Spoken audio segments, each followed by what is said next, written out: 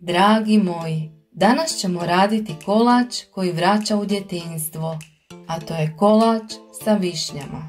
U posudu za miksanje stavite 3 jaja, zatim postepeno dodajte 200 g šećera. Miksajte sve dok vam se šećer ne otopi.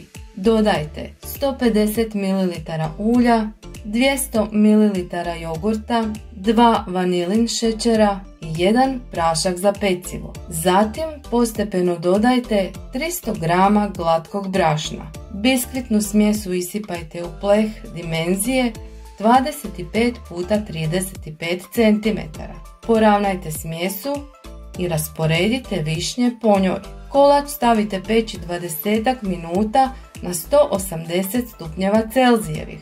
Ohlađeni kolač posipajte sa šećerom u prahu. Do sljedećeg videa budite mi zdravi i veseli.